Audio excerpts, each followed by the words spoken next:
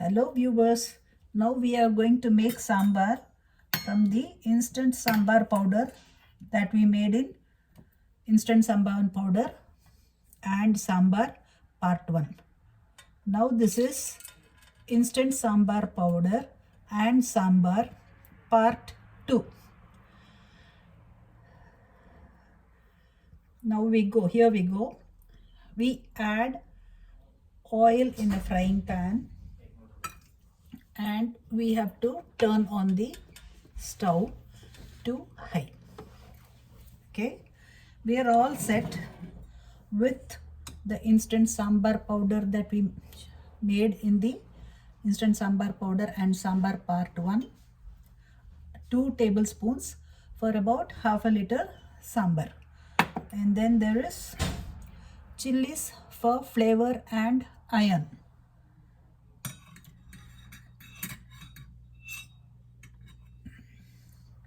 Then we have the curry leaves for the seasoning. We have all these spices that an Indian spice container contains. We will use a few of them, not all. We have mustard, black gram,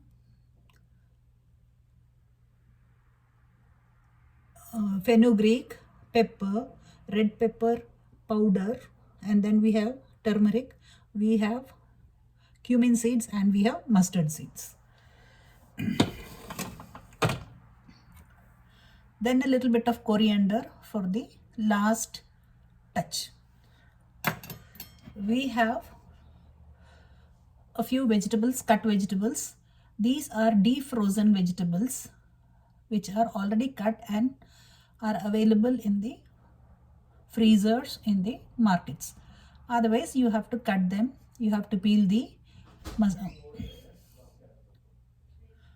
peas, and then you have to cut the carrots and maize and get ready for the sambar.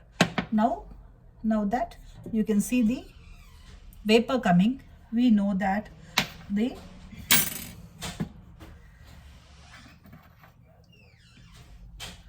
oil is ready. We'll keep the vent also on. Now half a tablespoon mustard seed. Wait till it flutters.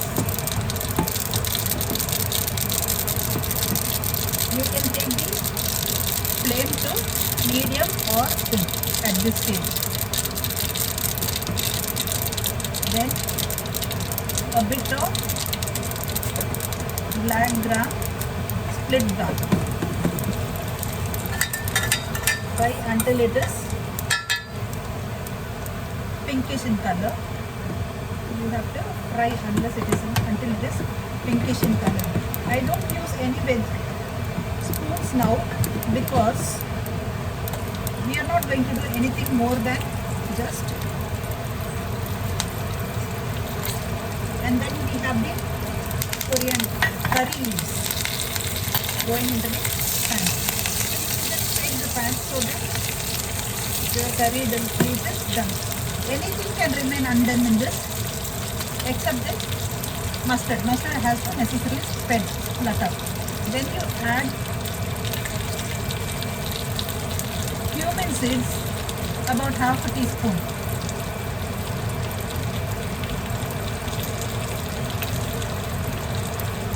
When the cumin seed is done, you just shake it and the cumin seed also gets done. No need to take a special spoon for this.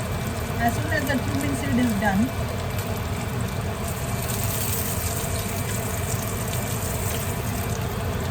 you add the already boiled or cut and defrozen vegetables.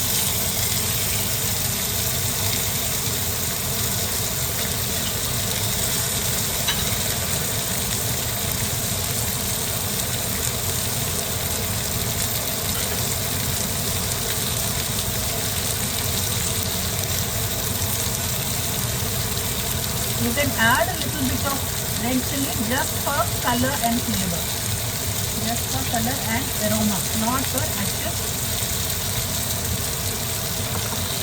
You can add even a little bit of turmeric powder, although you need it at this, you don't need it at this stage because we have already added it in the sambar powder. Now that we are done with the spice box, we will just keep the spice box away until the vegetable is getting done. So we can use this spoon which we have used for the spices, for introducing the spices or adding the spices. So you now get a beautiful. You have to notice that I have done away with fenugreek, asafoetida, because asafoetida is already there in the sambar powder. Now that this is done, after the vegetable cooks, you can either boil it or you can do it this way. If it is already pre-cooked and already pre-boiled, you can just add it with the seasoning and then you can continue with the sambar. Now you add the powder. You can, the sambar powder, instant sambar powder, which I taught you how to make in the part 1. Now we know there is salt in this, there is tamarind in this, there is turmeric powder in this, there is red chilli in this. We have everything that is required for a sambar in this sambar powder, instant sambar powder, and sambar part 1. We know we have added all these things. Now that you have done this part of the cooking, add about 500 ml water.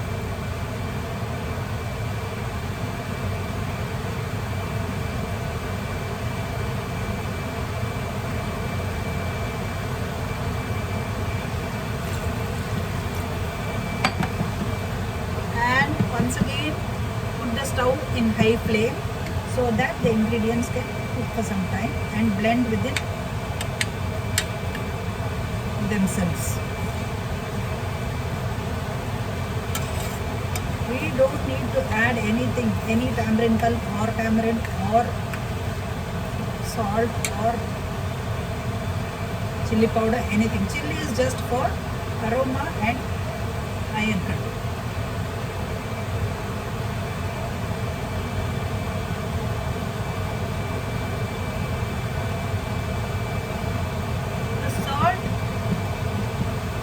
The powder, sambar powder, has to be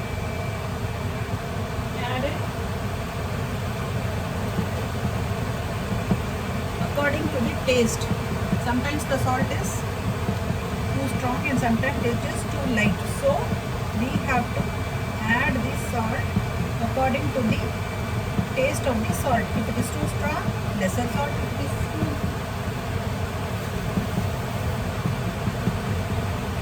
If it is too light, a little more salt.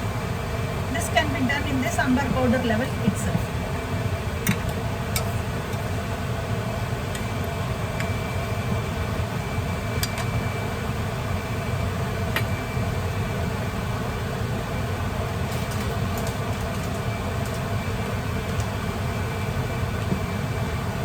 Now, while the sambar is being done,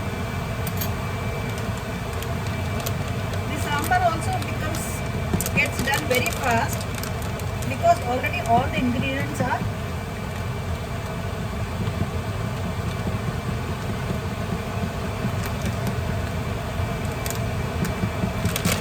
either dried or either deep fried or either shallow fried or roasted.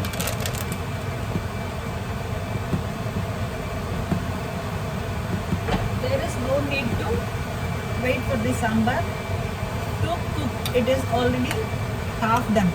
All you have to add and wait for the water to boil.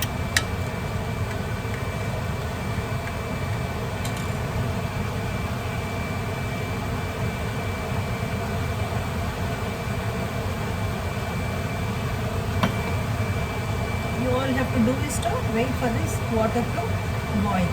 There is tamarind, there is, in case you feel the tamarind less, you can add tomatoes to compensate for the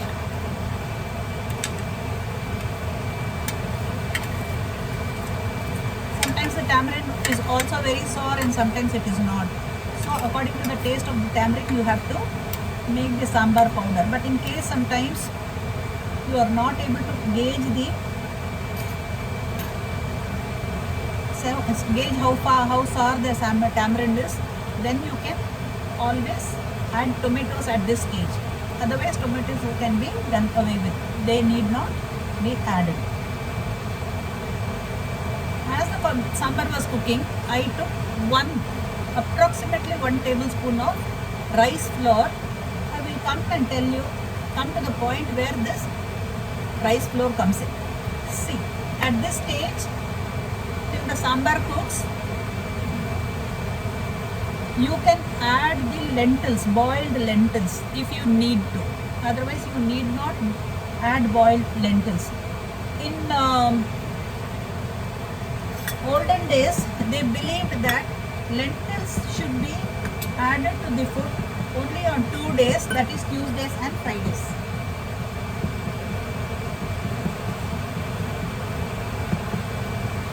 They are not added every day. Lentils are not added in the food.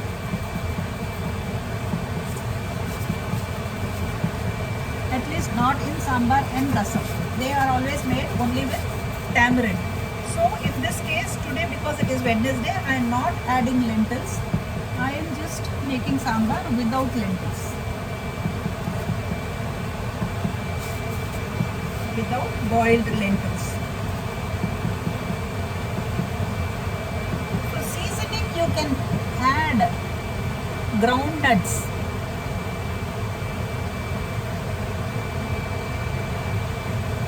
For seasoning, you can add ground nuts, you can add cashew nuts, you can add any nuts, and they will just add to the flavor and aroma. The higher the interest, you can add whatever you need. Now, this sambar is coming to a boil. At this stage, we will make a paste out of this rice flour. This rice flour should be of that consistency in which you want the sambar to be. This simple, like a catalyst, this rice flour. Now if you make a thick paste, your sambar will be very thick. If you make a medium paste, your sambar will be very medium. And if you make a dilute paste, the sambar will be of dilute consistency. You have to decide what type of consistency you want. So I want a medium consistency. So I am making a medium consistency paste. This is a medium consistency paste. Once you introduce this into the sambar will turn to this consistency. This is an age-old tradition and it is showing results even today. So we are adding this rice flour. So now we are preparing at this stage because we have to see that the rice maintains the consistency. It soaks a little rice flour, so we have to just see if the consistency is maintained. Otherwise, we need to introduce a little more water and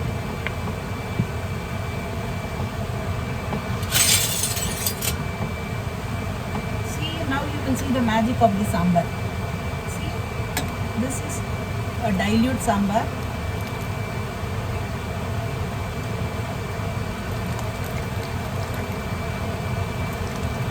Now when you introduce this rice paste, look at the transformation of the sambar.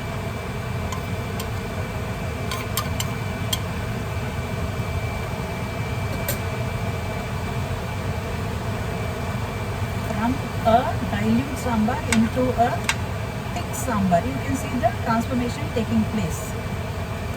At this stage, you can lower the flame.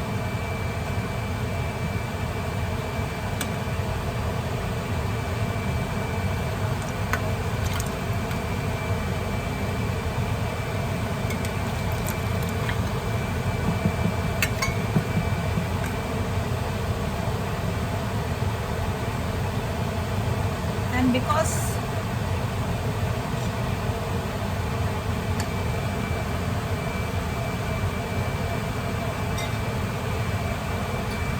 the electric stove retains some heat, we can always shut off the flame at this juncture. And then the last but not the least, we add the dressing, which is generally in India it is coriander leaves. You just take the coriander leaves, just make small bits with your finger and introduce it into the sambar. Now you have a complete tasty sambar at your disposal. Lentil is not indispensable, it is disposable when it comes to sambar and rasam. This is without lentils. You can also add lentils. See the consistency of the sambar now. And as it cools, it will become a little more thick. So, I hope you enjoyed this beautiful tasty and sambar full of aroma.